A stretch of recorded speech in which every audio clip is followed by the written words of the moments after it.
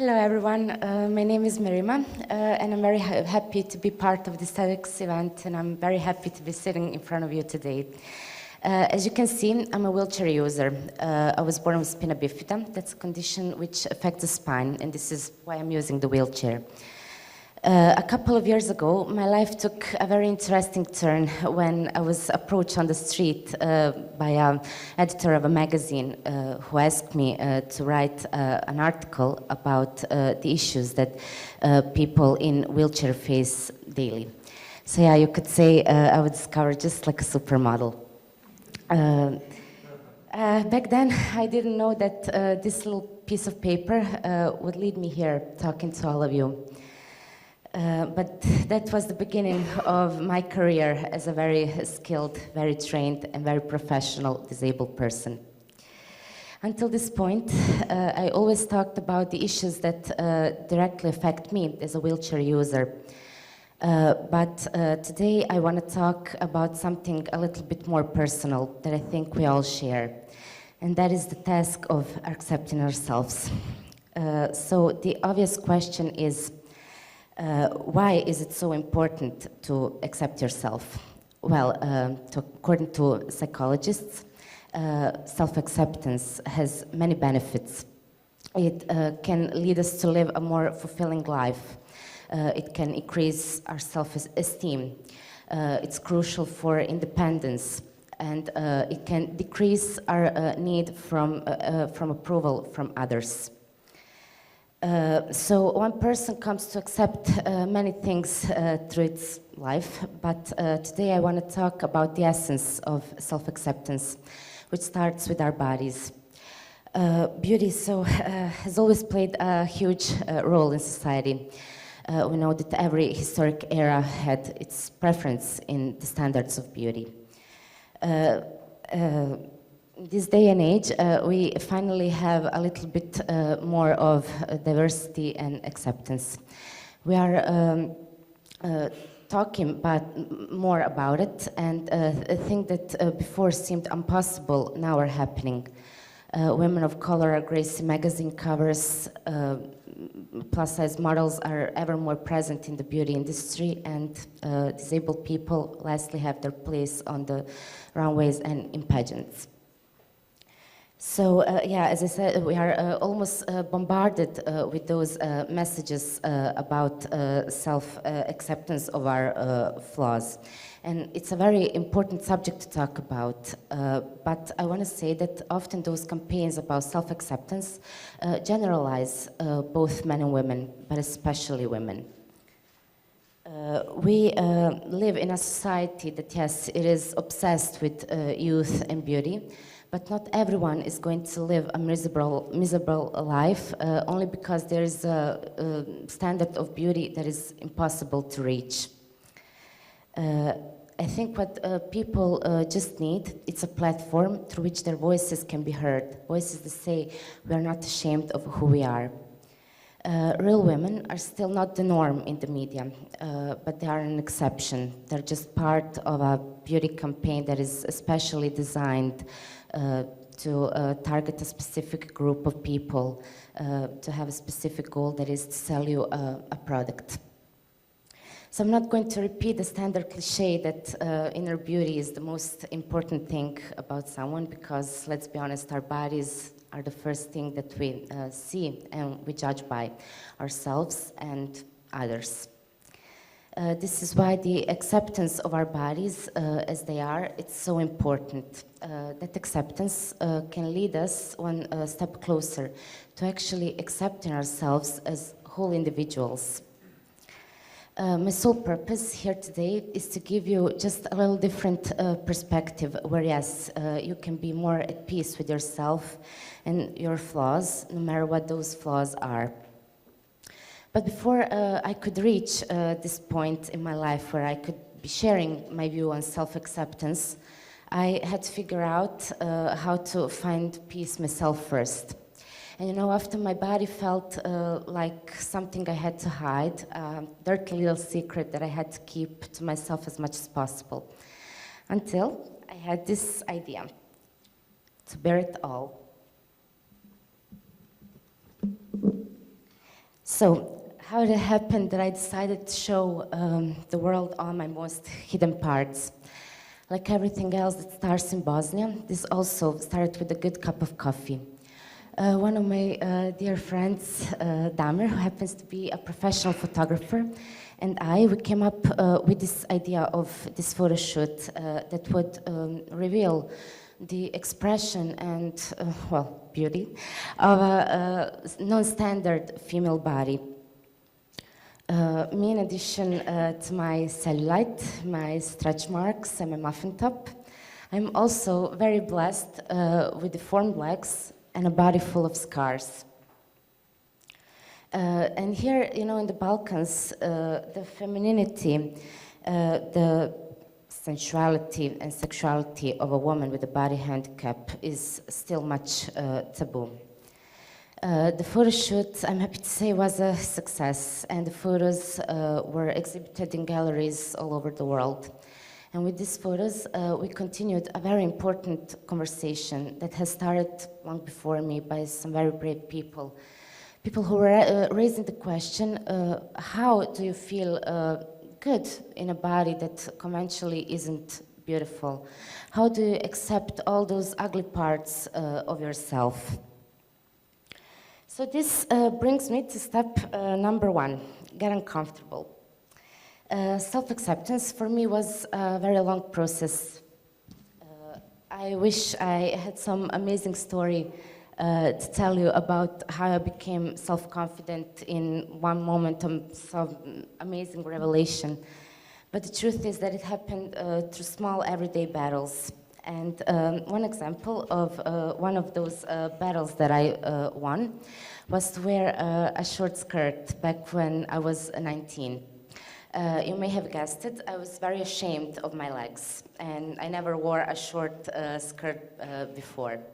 So it was a hot summer day, and my friend and I, we were getting ready to go out for some coffee, of course. And before leaving the house, I wore this short summer dress. And before leaving the house, I said, wait, I need to wear my pants. And she looked at me as if I were crazy.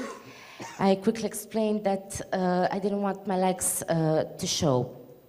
And thank God, she was smart enough not to let me leave my house before talking me into wearing this short skirt without my pants. So the truth is, when I went out, nothing much happened. That uncomfort was inside of my head. People didn't stare at me more than they usually stare every day that I leave my house. Those fears were mostly inside of my head. But when I pushed myself to make this a little uncomfortable change, something inside my private world fell apart. And this is how I define myself. I'm not saying that this process of self-acceptance has to be awful and that you have to suffer in order to be more accepting of yourself, to be at ease with yourself. But you know, every change, it's a little bit difficult, and ultimately, sometimes in your life, you will have to push yourself to say screw it and to be okay with those parts that by some imaginary definition are not okay. Here's what I wish you to remember. Acceptance means truth, and that's a truth that society now needs more than ever. I'm aware that the majority of you are not in my position, but no, you don't have to be in a wheelchair to inspire change in the world. You just have to get comfortable with your imperfections, wherever those imperfections might be. Step number 2, become shameless. Now that I've grown up, you know, those stares do not surprise me anymore every time I leave my house. And, you know, the usual question, what has happened to you? But the way people perceive me, imposing invisibility, surprises me nevertheless. I can feel completely invisible, even though people stare at me, even in every segment of my life. And that means in a sexual sense too. Why am I even mentioning sexuality? Well, first of all, because it's a very important part of every adult's life. Second of all, because it's also very,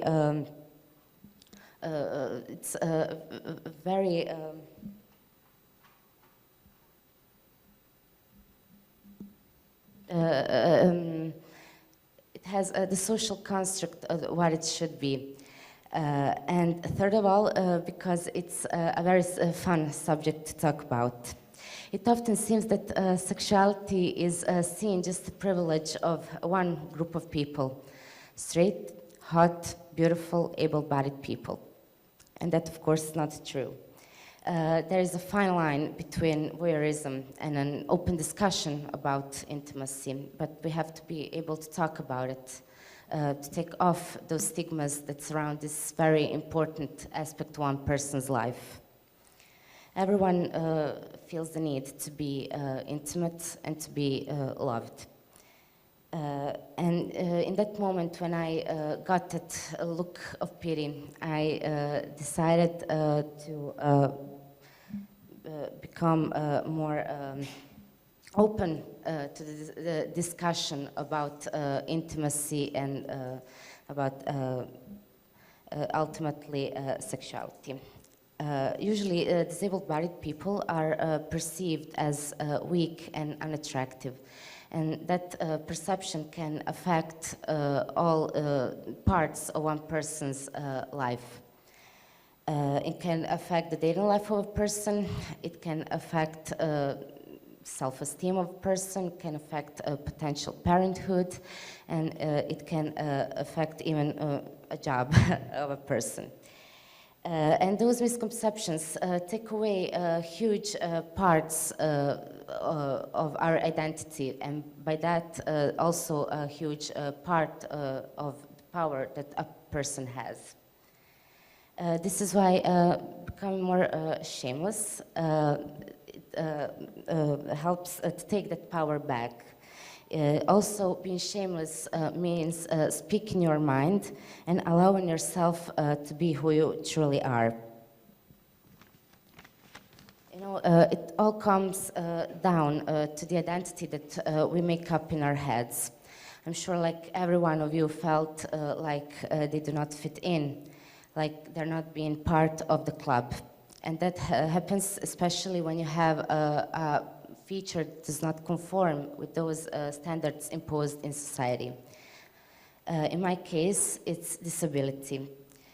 And I choose not to accept that. But what I'm going to accept is my womanhood, my sensuality, and my sexuality. I'm not saying all of this to demonize anyone, not the beauty industry that tells you how you should look, nor the magazine that tells you how you should behave or what to buy, not the porn industry that tells you how you should, well, you get the point.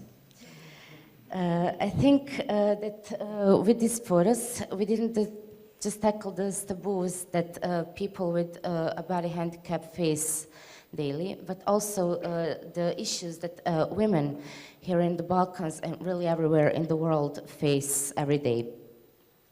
Here we still live in a society that tells women that they should hide parts of themselves. I often heard throughout my childhood that only shame makes a woman beautiful. So I want to, ask all of you, how many stigmas were born from this opinion? How many women were stigmatized just simply by saying their opinion or by wearing a dress that they like? Imagine how it feels to be a woman living in that society. We also live in a very voyeuristic culture where we seek constant physical validations from others. So what happens when you live in a body that does not conform with that society? I'm very well aware that I do not fit in and that I probably never will. I do not look like a model. or not even like an average woman. But what I learned over time, and what I want you to learn, is that it doesn't matter. You have all the right in the world not to fit in and still feel good about yourself. And what helped me in that process was the art of ignoring things. At some point you will have to learn to ignore all those people's glances, that feeling of being uncomfortable inside of you, and ignoring the expectations of others. So, step number 3, touch yourself with compassion. One of the best advices that I ever got was from a friend, and she told me to touch myself with compassion. And that changed my perception on things. Taught me that it was okay to love myself, and it was okay to be nicer to myself, and that this process of self-acceptance didn't have to be as taunting and difficult as it used to be. The key to this step is just switch the perspective that you have about yourself from the things that you do not like about yourself to the things that you do like.